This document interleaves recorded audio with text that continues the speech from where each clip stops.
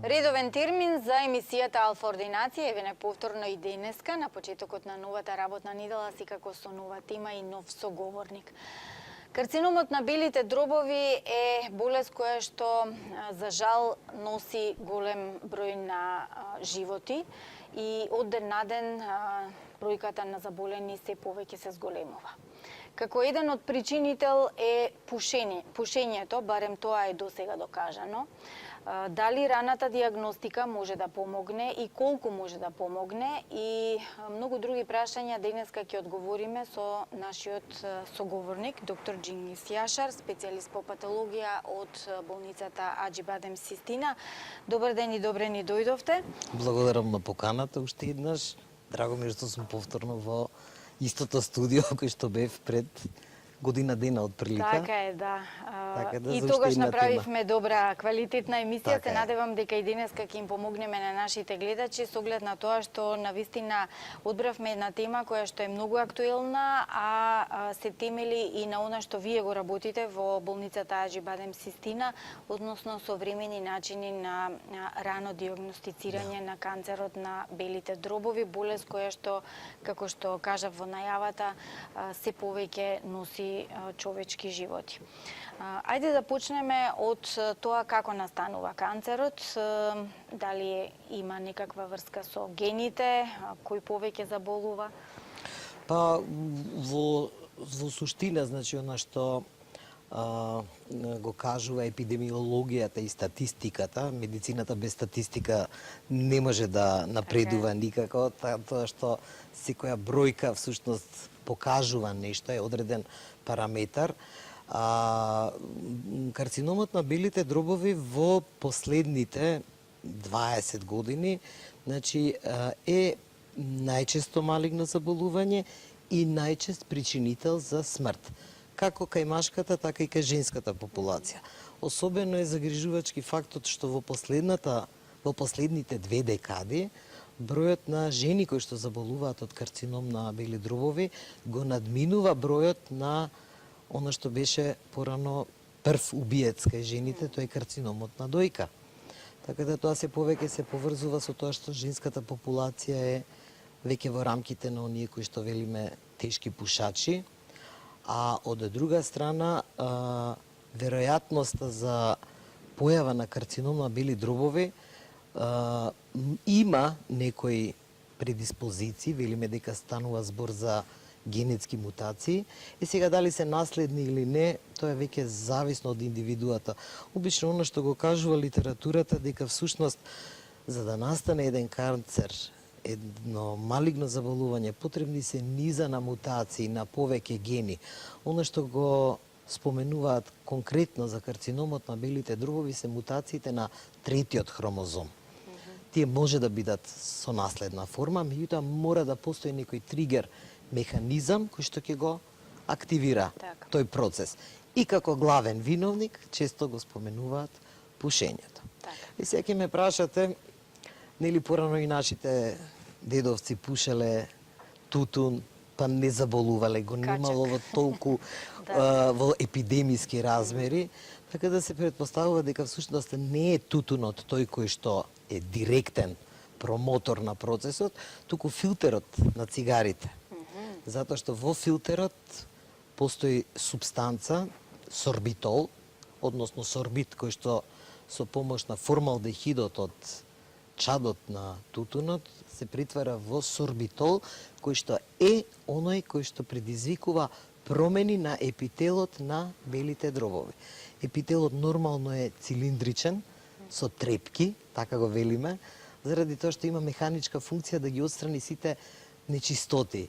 Меѓутоа, кога ќе почне да метаплазира, односно да станува епител кој што е поотпорен на средината, се притвара како епител на она што е на кожа. Повеќе реден, многу слоен. Тој е поотпорен, меѓутоа, токму тој е причината зошто понатаму тие клетки ќе почнат да растат без контрола. Добро, ова не значи дека ние препорачуваме да се пуши само без филтер, напротив. Не, напротив. Тупу само сакаме да ставиме до знаење дека постои разлика од некогашното и сегашното Така е, пушење, така е. а тука се и многу други фактори кои што Да не влегуваме во составот на тутунот. не само тоа, загадениот воздух, почва, нели сето Тоа се тоа плюс фактори, значи се она што велиме, значи загадениот воздух, присуство на микрочестички кои што дел од нив се носат и минимална радиација, зборуваме за инертни гасови кои што во воздухот во слободна состојба ги нема, меѓутоа со загадувањето и сите процеси кои што настануваат во индустријата, кој нам може да ни гарантира дека таков тип на честички нема. Едно од тие обвинети честички се всушност ионите на радонот, да.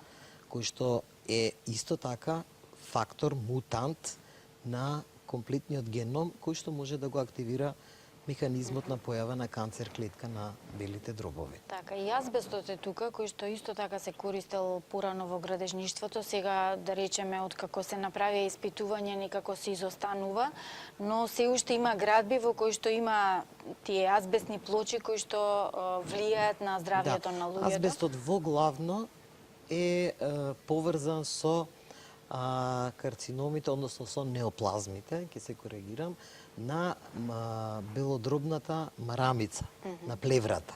Така. Тоа е така наречениот мезотелиом, за кој што азбестот без друго е главно осомничениот.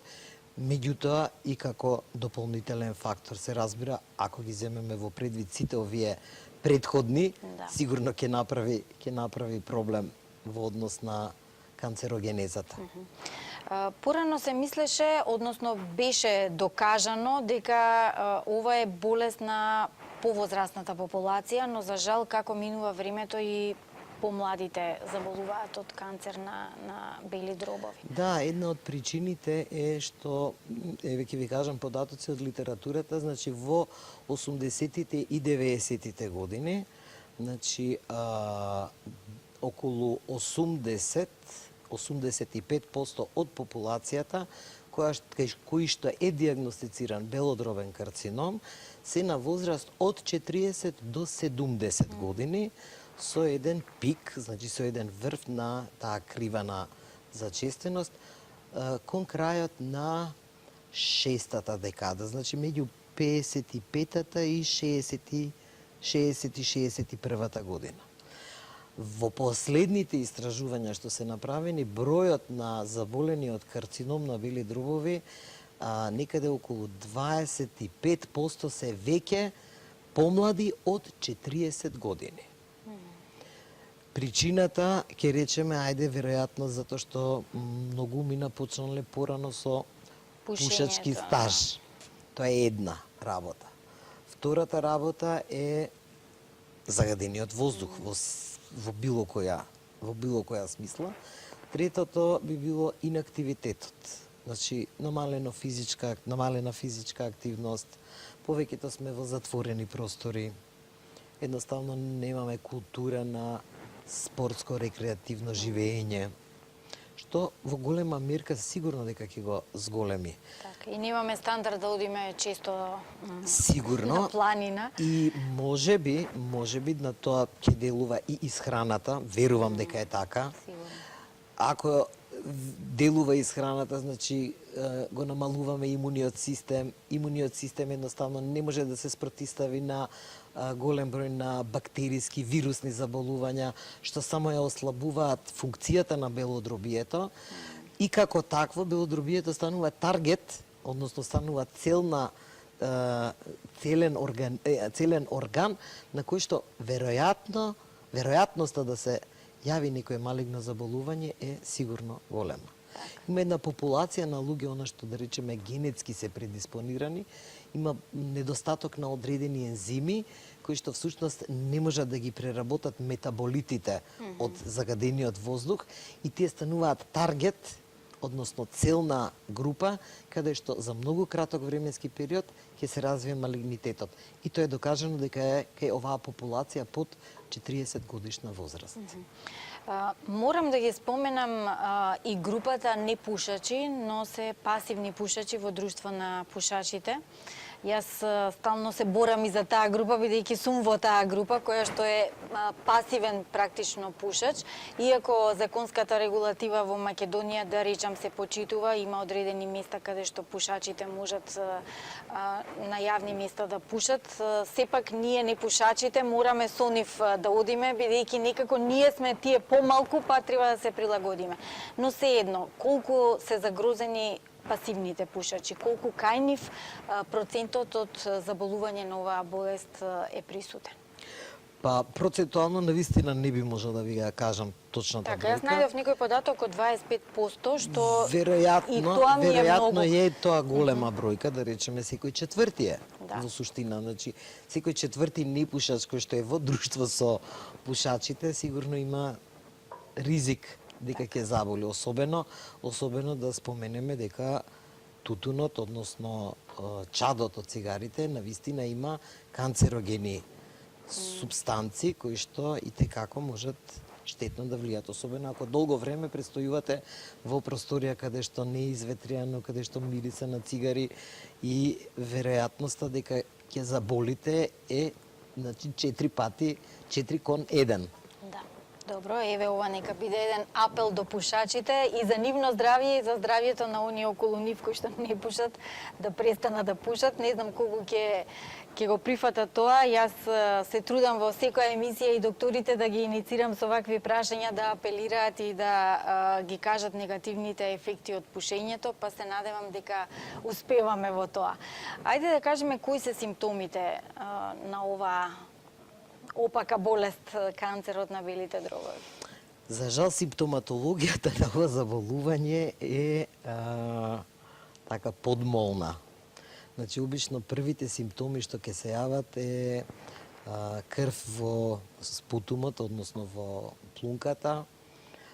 Може да се јави отежнато дишење, болка во градите, што обично пациентите ја поврзуваат со срцева болка.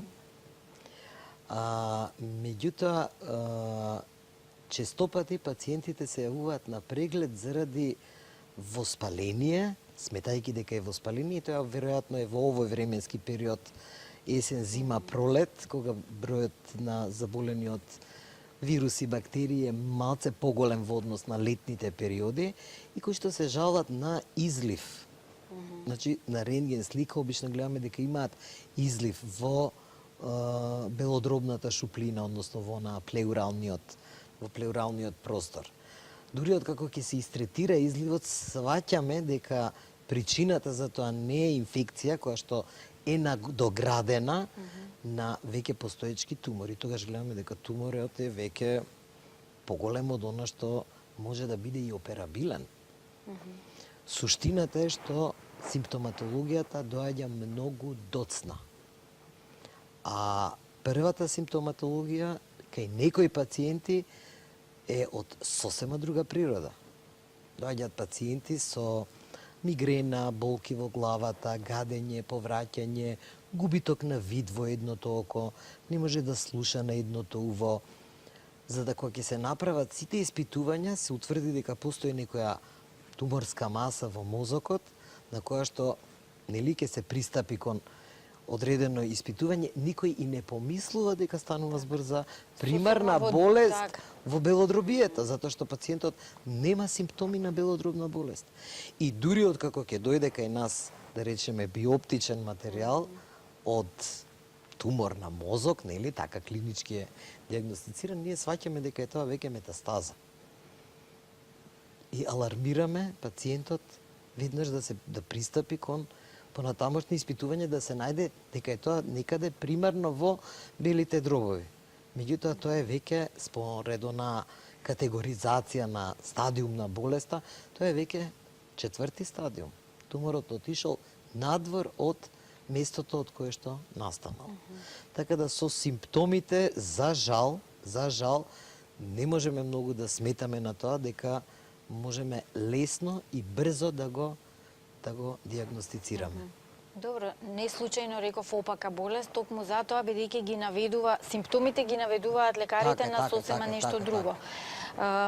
Ако е така со симптомите, дали е можна рана диагностика? Рековте вие веќе 4-ти стадиум. Но постои ли некаков начин за рана диагностика? Па еве да речеме, ако се вратиме наназад, значи зборувам за периодот од 60-тите, 70-тите, уште како дете кога ги гледав тие флуорографски автомобили, комбиња што се шетаа по градот, значи тоа беше едно од начините да се превенира туберкулоза. Значи, зошто рентген, односно радиографија, обична нативна радиографија на белите дробови, не би била еден од начините на систематски преглед за рана диагностика на белодробен карцином. Особено кога станува за популација во урбани средини, како што е Скопје или голем број градови кои што се итекако загадени, фактички, ако тоа не биде во рамките на систематскиот преглед кој што е обврзен, тоа би можеле ние индивидуално да го направиме за да едноставно, особено ако сте пушач. Значи, треба да се направи радиографија на бели дробови, евентуално при сомнение дека постои било каков процес, да се тргне понатаму кон другите испитувања, за да се утврди, затоа што кај добар дел од популацијата може и нема да најдеме тумор. Може се уште ќе најдеме болни од туберкулоза, од неизлечени пнеумонии, организирани абсцеси на белодробие. Зошто ги нема тие комбиња кога еве барем може во тој превентивен дел во да... превентивата зборуваме, значи едноставно ако тоа не го направиме како организација, како заедница во систематските прегледи на популацијата, повторно потенцирам, урбани средини или лица кои што се загрозени во однос на работната средина, изложеноста на одредени химикали, тоа сигурно може да се направи и едноставно да го превенираме и да стигнеме до тоа да ги надминеме проблемите со раната симптоматологија. Така е. Имаме гледач, ајде да го чуеме. Добар ден. Ало, добар ден. Повелете, ве слушаме. Поздрав до докторот. Вака сега. Јас имам направено 3 рентген снимки. Добро. Потоа имам направено 2 компјутера. Пронајдена ми е застарена туберкулоза. На компјутерот е пронајдено преферен тумор. Имам направено биопсија.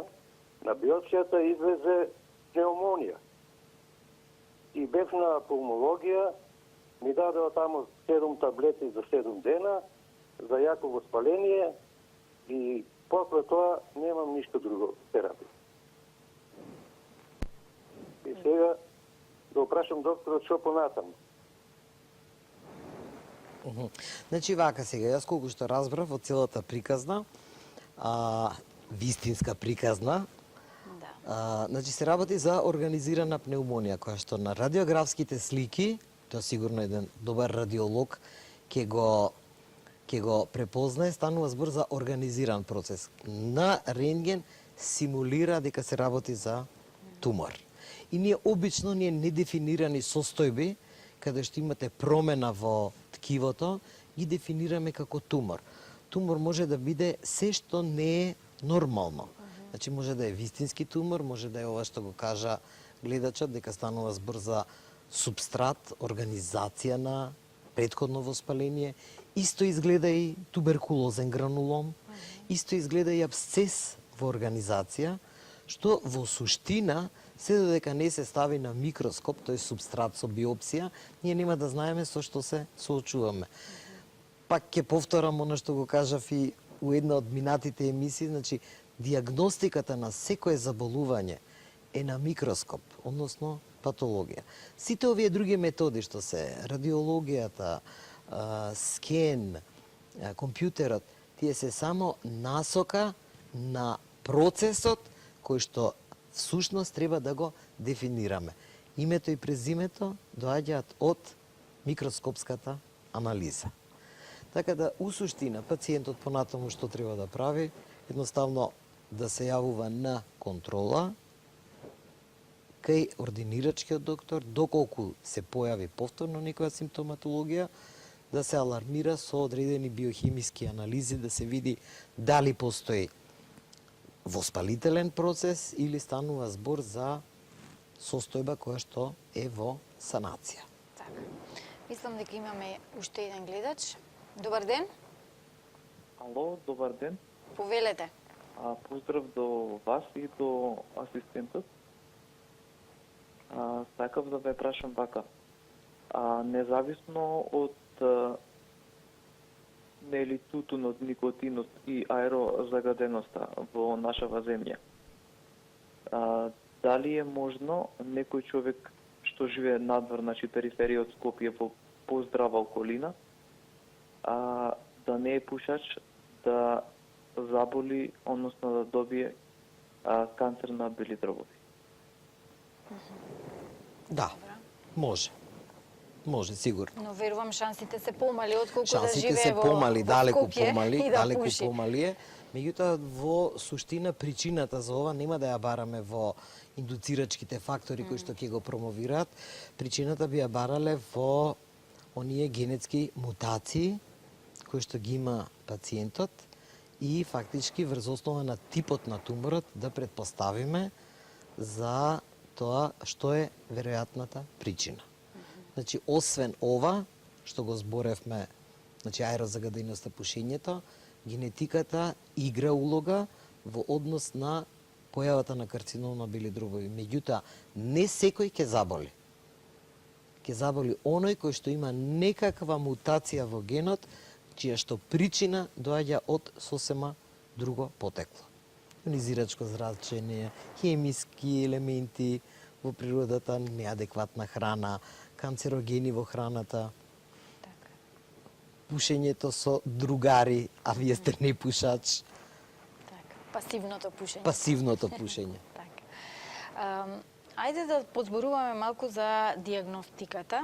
Тоа е она што сакавме денеска малку подетално да го разработиме, особено на оној современиот дел, современиот начин. Најпрво да кажеме како се диагностицирало некогаш и годините наназад, што и сега не е напуштено, но сепак постојат и нови методи за кои што ќе зборуваме. Кој е оној стандарден, класичен начин на диагностицирање?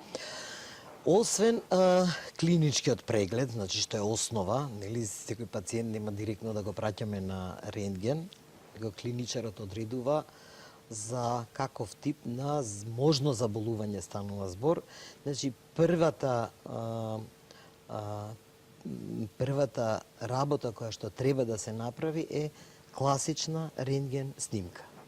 Радиологот понатаму одлучува, ако се јави нешто сомнително, дали ќе направи компјутеризирана томографија, дали ќе направи магнетна резонанца, дали евентуално би се направил некаков скен во однос на промените во белите дробови. Како и да е, доколку се испостави дека станува збор за процес, вториот чекор е биопсија. Сега, биопсијата може да биде оно што се работело порано и сега. Значи, може да биде цитолошка, може да биде хистолошка. Ако збориме за цитолошка биопсија, тоа е обично испитување на испирок од белодробната слузокожа, доколку се види процес. Тоа клиничарот го прави со влегување со фиброскоп, односно бронхоскоп, за да го лоцира процесот. Откако ќе го направи тоа, значи испирокот се праќа кај нас, ние правиме цитолошка анализа. Значи ги анализираме клетките. Резултатот од тоа испитување е или има или нема. Значи не можеме да одредиме за каков процес станува збор. Или е воспаление, или е нормално. Ако е нормално, тоа е многу ретко, зашто би се правила тогаш бронхоскопијата. Значи или е воспаление, или станува збор за процес туморски. Ако е туморски процес, цитологијата дава индиција, односно е показател дека треба да се направи ткивна биопсија. Сега тука почнува она што велиме голготата на еден патолог да стигне до диагноза. Затоа што биопсијата, тоа се обично мали фрагменти, 1, 2, 3, 5 милиметри. Значи, вие буквално имате, да кажам онака сликовито, имате само прозор од една зграда, а вие треба да кажете која зграда е, која улица, која адреса, која населба, значи се, буквално, што е исклучително тешко. И обично за тоа е потребно време. За жал, некогаш се случува да тоа што ние го добиеме е распаднато ткиво. Ние предпоставуваме зошто би се распаднало ткивото. Значи тоа е нешто што расте многу брзо. Клиничарот ќе земе примерок без да знае за што станува збор. Дури откако ќе го ставиме на микроскопот, ние се соочуваме со проблемот. Ние да имаме 5 клетки, ќе мораме да ги најдеме тие клетки, дали ги имаме во материјалот кој што е адекватен за диагноза. Значи првиот проблем е дали примерокот е соодветен за анализа. Ако е соодветен, тогаш одиме кон понатамошното испитување. Да се утврди кој тип на тумор на белодробие е. Значи може да е метастатски, може да е дојден од некое друго место. Ако е примарен, дали е во групата на ситноклеточни или е во групата на крупноклеточни. А ако е крупноклеточен, кој тип е? Дали е плано или е адено? Дали е мешан? Дали е тумор кој што има неуроендокрина диференцијација или не? Се тоа параметри кои што понатаму ќе го одредат третманот кај пациентот. Откако ќе го дефинираме тоа, или откако ќе поставиме работна диагноза, вториот чекор кој што ние како патолози мора да го направиме е да го дефинираме типот. Се прават дополнителни имунохистохемиски испитувања, со што отфрламе веројатност дека е метастаза, отфрламе веројатност дали е ситноклеточен или е крупноклеточен, кој тип е и фактички со тоа го заокружуваме процесот. Туморот го добил своето име и презиме. Откако ќе го направиме тоа, следува втора фаза на тие 2-3 милиметри на кои што треба да ги направиме дополнителните испитувања за да видиме дали тој тумор ќе има ефект на одредена терапија. И тука се тие новите современи методи кои што ние ги користиме во однос на молекуларните испитувања. Тоа ќе ни го кажете откако ќе го чуеме гледачот. Простете што ве прекинувам. Добар ден. Добар ден. Повелете. Поздрав и едно прашање до доктор Гостинов. Да. Јас пред 3 години нешто осеќам кога ќе спијам дека целиот грб ми жежи. И ноќе морам да спијам со отворен. На снимката се покажуваат дека белите дробови ми се обложени со бели конци. Како во мрежа некоја. И тоа останато така и на пулмологија су било, истото тоа се покажа. Сега пак кога ме фати грипот, онаму пак исто се покажат тие бели пруги на белите дробови. И исто многу поплини имам во грбот. Па ме молам да ми каже тоа што е тоа. Бели пруги. Како мрежа. Бели пруги како мрежа, тоа е обично наод кој што е на радиографските снимки и предпоставувам, значи, пациентката дека има или има бронхиектази, мада многу малку веројатно ми е целата приказна околу тоа, затоа што симптоматологијата би била многу подраматична, или се работи за ненормално зголемени мали дишни патишта, што всушност е, да речеме, последица на долготрајни инфективни промени во и чести зачестени бронхити, бронхиолити, значи воспаление на малите дишни патишта, кои што ќе се појават, па ќе се санираат, како остануваат како лузна на претходните промени. И ова е сега последица на тоа. И тоа е последица. И предпоставувам дека тие бели пруги, што ги споменува гледачката, дека се радиографска експресија на минатите заболувања. Тоа се всушност фиброзни траки, лузни, места каде што порано биле воспалителните процеси. Значи, кај неа веројатно еден дел од белодробниот паренхим е заменет со нефункционално ткиво и можеби една од симптоматологијата која што би ја пратела оваа пациентка е тоа отежнато дишење и честите склоноста кон чести инфекции. Така. Ајде да го чуеме следното прашање. Повелете. Добар ден. Добар ден. Поздрав до сите во студијата. Би Благодарам. сакала едно прашање до докторот Дженгиз Јешев. Да. Дали карциномот на плуќа може да биде само на овие простори или па, односно, која е распоредба меѓу карцином на плуќа во овие простори и оние што се горе во Грузија, кај што луѓето имаат традиција на пушење и што тераат до 110-105 години и плюс они кога веќе ќе починат, немаат постановено карцином на плуќа, а пушат цело време како турчини. А се од Грузија? Да, се исклучи. Многу интересно прашање. Причината, тоа е она што јас го споменав на почетокот. Начинот, стилот на живот кај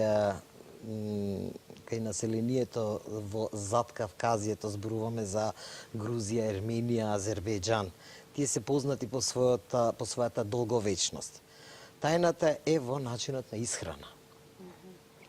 Втора работа, да, пушат и тие сигурно. Меѓутоа не ги пушат овие современи цигари, кои што се енормно скапи, веројатно го пушат оној својот домашен тутун, предпоставувам без филтер, кој што, барем онака како што велеле нашите постари, дека е исклучително здрав доколку имате главоболка, зъбоболка или било каква болка, дека едноставно го лекува. Бројот на заболени регионално од карцином на бели дробови се разликува. Значи, во високо индустриализираните земји тој е исклучително висок, меѓутоа е многу низок во земјите на Африка, во Јужна Азија, каде што едноставно, да, не велам дека тамо не се пуши, меѓутоа очигледно е дека престојот надвор, воздух, вода, храна, секако, Да. престој во надворот, затворен простор го намалува ризика. Не велам дека тамо ги нема овие заболувања, да, меѓутоа во многу помал обем. Она што е тајната на грузиците и азербејџанците е во начинот на исхраната. Она што сега го слушнав скоро во еден неврзан муабет, дека често пати го користат кефир како еден од продуктите кои што ја зголемуваат долговечноста, што нема врска со нашиот кефир што се продава по продавниците, заради тоа што ензимот со кој што се прави кај нас е синтетски или не знам каков, за разлика од тамо што тоа е нешто сосема друго. И прашање, дали ние би можеле да го конзумираме тој кефир? Дали нашиот гастроинтестинален систем ја има таа ензимска подлога за да може да го прифати? Предпоставувам дека причината е не само во кефирот, туку и во сите продукти кои што ги користат во својата секојдневна исхрана. Едноставно, ние живееме со своите бактерии и одредени хранливи продукти може да бидат разградени како што треба, некои не, настапува хемиска карциногенеза, се појавуваат оние метаболни продукти кои што се штетни, нема ензимски системи кои што ќе можат да ги разградат и едноставно ние почнуваме да се бориме се до оној момент додека не ја изгубиме битката, односно додека не се појави малигниот тумор. Така, добро. Еве, интересни податоци и на друга страна, подалеку од Македонија. Ајде да кажеме за тие молекуларните испитувања, кои што се практично современи испитувања, диагностицирање на канцерот на... Така, овие новите испитувања за одредување на таргет терапија за белодробниот карцином се епидермален фактор на раст, ЕГФР и ALK1. Ние ги испитуваме во нашата лабораторија, значи по дефолт, односно по правило, секој пациент кај кој што ќе откриеме дека станува збор за белодробен карцином, ги тестираме на овие два лека. Меѓутоа не сите. Ситноклеточните не спаѓаат во оваа група. Меѓутоа сите тумори кои што се крупноклеточни, особено мешаните и аденокарциномите, мора да подлегнат на ова тестирање. Зошто? Затоа што овие молекуларни испитувања на ниво на клетка, кои што, да речем, едноставно микроскопски се анализираат и добиваме или не добиваме сигнал. За да го направиме тоа мора да имаме контрола, значи ткиво кое што однапред знаеме дека е позитивно или негативно за тој субстрат. Што значи дека ова е малце пософистициран начин на испитување во однос на стандардното испитување, прво и основно заради тоа што мора да бидете многу внимателни, затоа што ако сгрешите во броењето, во интерпретацијата на сигналот, можете да го осудите пациентот да прима терапија ако нема потреба, или да не прима терапија ако е потребно, односно ако направите лажно позитивен или лажно негативен резултат. Потребно е искуство и знаење во обработката на ткивото, односно во техниката. Доколку се промени нешто, да речеме доволно е водата да е променета, ќе ви даде сосема поинаков резултат од она што, да речеме, би го очекувале. Ние во рутинската пракса секогаш го контролираме со внатрешна контрола, односно со ткиво за кое што знаеме дека е позитивно и ако е тоа позитивно, го споредуваме со ткивото кое го анализираме. Доколку се појави позитивна клетка, тој пациент во извештајот велиме дека има мутација на тој екзон, на тој се работи за таква и таква мутација и тој станува автоматски кандидат за одредената терапија. А ако стане збори за другиот, за ЕГФР, тогаш може да биде кандидат за тој лек. И сега од наредниот месец ќе почнеме и со третман, односно со диагностика на така наречените фактори ПД и ПДЛ1, кои што всушност ги представуваат имунолошките, имунотерапијата кај овие пациенти. Тоа е практично чекор уште еден понапред, за да ги одредиме групите на пациенти кои што би имале бенефит од терапијата. Сега пак ќе се вратам на оно што го кажував порано. Колкав е бенефитот? Во онкологијата за белодробните заболувања се работи со месеци.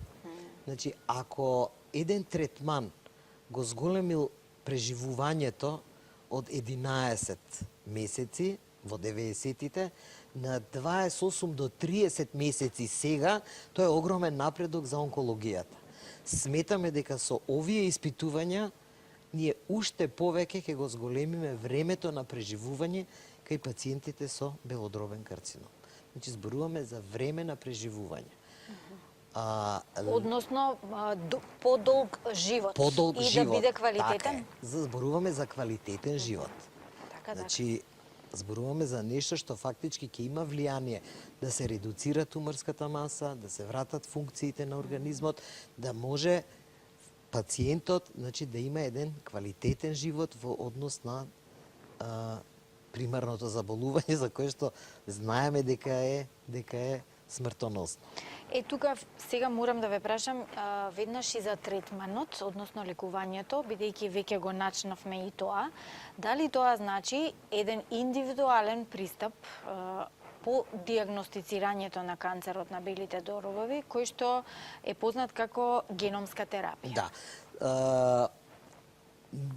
Лично сум среќен што живеам во периодот на така наречената персонализирана медицина, кога фактички успеваме со помош на сите овие нови диагностички методи да утврдиме дека не секој пациент има ист третман. Прво заради полот, возраста, заради типот на туморот со кој што се соочуваме, заради етиологијата, односно причината која што довела до тоа, да фактички сега имаме еден сосема поинаков начин на пристап, откако ќе се диагностицира типот, откако ќе се диагностицира аксептибилноста на одреден лек преку овие молекуларно-биолошки испитувања, ние фактички тој пациент сме го ставиле во една категорија, дека може да го прима тој и тој лек. Јас нема да навлегувам сега во онкологијата за какви хемотерапеутици станува збор, меѓутоа фактички секој пациент го добива она што е потребно за да ја совлада болеста. И тоа неговата и токму Неговата нему му е- и токму неговата. Нормално со него ќе има уште двајца, тројца, четворица, 5 души кои што ќе го примаат истиот третман. Меѓутоа, она што понатаму го следи онкологот, каков ќе биде одговорот? Не можеме да очекуваме дека ќе Ефектот биде од лекот? Да, ефектот од лекот. Не можеме да очекуваме дека тој ќе биде еднаков кај сите. Кај некој ќе го поднесе многу лесно, некој многу потешко. Меѓутоа, на сето тоа онкологот има начин како да го Дозира, како да го веројатно, дозира и на колку време, кога ќе се прават контролите, што после секоја контрола, дали ќе се продолжи со стандардната терапија или ќе се прекине па ќе се продолжи со истиот или со некој друг лек, тоа е веќе индивидуалниот третман кој што се дава за секој пациент поотделно. За крај, едно прашање кое што верувам дека ќе добие оптимистички одговор. Дали ваквиот нов начин на диагностицирање и третирање на канцерот на бели дробови всушност ќе ја намали смртноста или само ќе го продолжи векот на квалитетното живење? Па, јас лично како оптимиста очекувам да се намали смртноста. Особено што еве по новите показатели покажуваат дека процентот на оние кои што преживуваат 5 години станува се поголем. Предпоставувам дека една од причините е токму оваа персонализирана медицина, односно индивидуалниот пристап, индивидуалниот третман кај секој пациент. А тоа дека ќе се подобри квалитетот на животот, тоа да, тоа сигурно, особено што ви кажувам дека ете ако некогаш оваа смртоносна болест приказната почнува и завршува за 9-10 месеци, сега веќе трае со години, значи 3-4 години, што всушност дава еден оптимистички резултат во однос на тоа колку сме напреднале, барем на ова поли. Пазете, не станува збор за долг временски период. Тоа е нешто што се случува во последната декада. Значи во последните 10-15 години. Јас очекувам дека за наредните 10 години дека веќе ќе се изнајдат други моментални односно лекови кои што моментално ќе имаат ефект на причинителот. Па заедно со овие во комбинација би требало да дадат соодветен ефект. Меѓутоа да не зборам пред рака. Сега за сега да Ние ќе ги следиме. Да престанат да пушат сега. За сега би било добро да се редуцира пушењето, барем ако не може да се престане. Така е, да. Ви благодарам многу за гостувањето. Благодарам Се на надевам повикот. следното гостување ќе биде поскоро. Сега еве направивме еден подолг период бидејќи вие и докториравте во меѓувреме, па честитки за докторатот. Се надевам дека со нова интересна тема ќе ве видиме повторно во Благодарам, ќе ми Ординација. биде чест и задоволство. Ви благодарам и вам, почитувани гледачи, едно подсетување дека денешната тема ја обработивме со доктор Дженгис Јашар, специјалист по патологија од Аџи Бадем Систина болницата. Имајте убаво попладне и останете со Алфа телевизија. Довидување.